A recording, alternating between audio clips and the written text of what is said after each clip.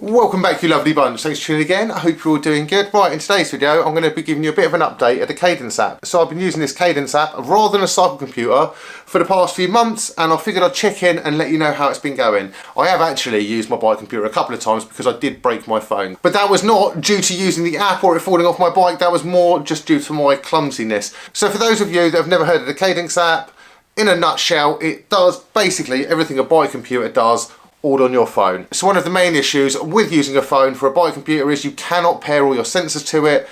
With the Cadence app, you can pair anything to it. Heart rate monitors, power meters, like smart watches, like Garmin lights, like everything. Anything that you compare to a bike computer, I'm pretty sure you compare to the Cadence app. So I mean, Strava's a great app. It's great for tracking rides, but you can't use it for training. So I was genuinely excited when I did find out about this app. I mean, full transparency, Cadence do sponsor the channel, but there's no way I'm going to commit to throwing my bike computer in the bin and only using an app on a phone if it's not any good. So the app does everything a bike computer does, everything that you expect it to do. Obviously, the display size is much larger on a phone. So let's go through a few of the pros and the cons. Do you know what, before I list off all the good points and tell you guys like why it's amazing, it is cheap, it's this, it's yada yada yada, let's just talk about the bad points. You know, everyone wants to know what is the bad point about it, and the obvious one is going to be battery life. Like, well, that depends on your phone. If you have an older phone like I do that's like battered, it's got like an 86% battery life left in it.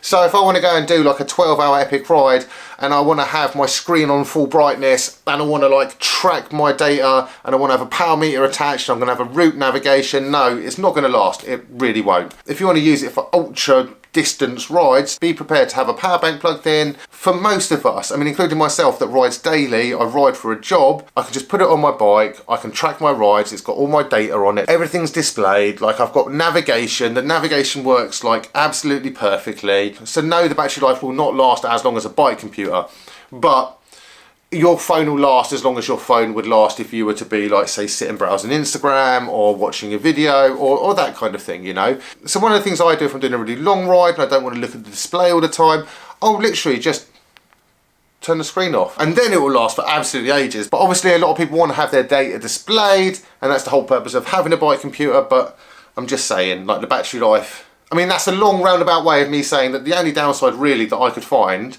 was the battery life. Like, if I'm doing a 2-3 hour ride, it's like absolutely perfect. I don't need to worry about bike computer and all that stuff.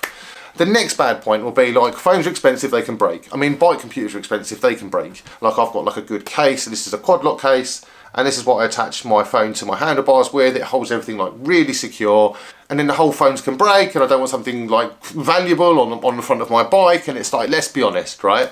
If I crash my bike, I'm going to be genuinely more upset about the fact that I've crashed my bike and I could have broken my carbon handlebars, my like expensive shifters, my carbon wheels, anything like that than my phone. Like, if I cracked my screen on my phone, yeah, I'll be annoyed.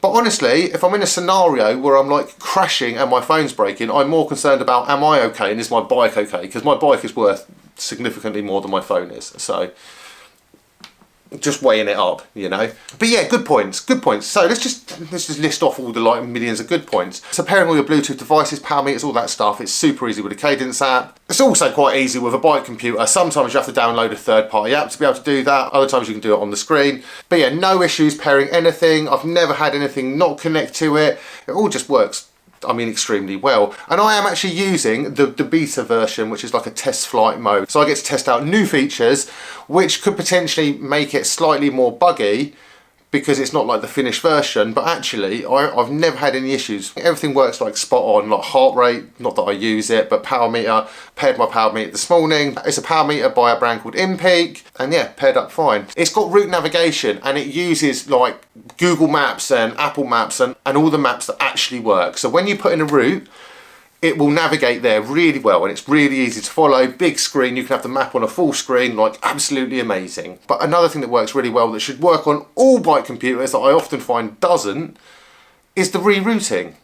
Like, rerouting doesn't work properly on so many bike computers, but because it's on your phone and because it's using the phone maps, the rerouting works so well. I mean, I purposefully go off route just to test this out and it reroutes it fine, it will route back onto it. So if you want to plan and navigate using it, absolutely amazing. So for me, one of the big selling points is that it's a lot cheaper than buying a bike computer. You can get affordable bike computers. I mean, this one isn't like crazy expensive. It's from IGP. But honestly, it's got a small screen. It's a bit fiddly, like the buttons are a bit annoying. So you don't have to buy this. It is a completely free app to use. If you want to unlock certain features like the route by route navigation, you need to have the elite one for that. So you get the free version, then you get the pro version, which is $2.99 a month, and then you get the elite version, which is $5.99 a month. Obviously, you can pay yearly, which will take the cost down. But when you think about how much a bike computer costs, and if you really need one, and if you're going to use it, so for me, like the Cadence app, like a quad lock case, like the fact that I can just bosh it on my handlebars. Like, I know people love the clean aesthetic of their bikes, and they like maybe a bike computer is like smaller and more like aero than a phone. But like the majority of cyclists that just enjoy riding around, if you're like tracking your rides, if you're like, you want to navigate a new route on your commute, if you want to do like whatever, I think Cadence is like perfect, you know. It's just so simple, it's easy to use, it's straightforward. There's a free version so you can try it out to see if you like it.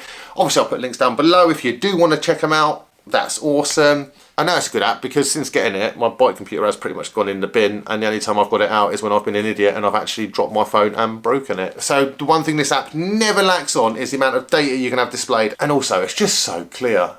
Like, I've never had an issue like being able to see my screen. I mean, even with the brightness turned right down, right? So I'll turn the brightness right down, a little bit of a like, you know, like see, this is minimum brightness on an iPhone. I mean, like, you've got a bunch of screens, like you just swipe, it's very easy. Look, you turn navigation, massive, easy to see. You just put your postcode in or wherever it is you want to go, that works. You can customize all these screens. Obviously you can have them set up for running, or you can have them set up for cycling. Like, it just, you can customize all these fields. Like, there's so much customization, and I know this doesn't really matter, but for me, it's that attention to detail. The fact that I can like customize every individual screen. I can customize like each color of the screen, like the color of the text. I can choose what fields I have displayed. There's like over 100 fields you can pick from to have displayed on your phone. I mean, that's a lot of data. And obviously this depends on the phone you're using. Like, you know, better phones have better displays, better battery life, that sort of stuff. It is available on iOS and Android. So you can download routes to it, so you can take a route off your commute. You can upload to like Strava from it. Like, it syncs with all these third-party apps. And so the app is always being worked on and developed. Like, one of the newest things they're looking at adding is the ability to add workouts, which will be a great feature. For me, I'm not really riding a lot indoors at the minute. The weather's so nice outside, but I am looking forward to being able to just set it up, like program in some workouts. Like, you know, I don't have to pay for Zwift. I can just use like my phone instead. And no, it's not as pretty to look at as the Zwift landscape, but honestly, for £20 a month or whatever it is Zwift costs now, like, I mean, $5.99 a month for the elite version of Cadence seems much more reasonable. So when that's all done, I mean, we're winning, you know. So if you are thinking about getting a bike computer, or if you're wondering if you can use your phone, honestly, there's a free version of the app. You might as well try it out, see how you feel. You can subscribe for a month. That will cost you like $2.99 or $5.99, which is significantly cheaper than buying a bike computer. And then if you don't like it, I mean, you haven't lost anything. Well, apart from the $2.99. But anyway, I hope you guys enjoyed this. Remember to like, comment and subscribe, and I'll catch you guys very soon. Bye.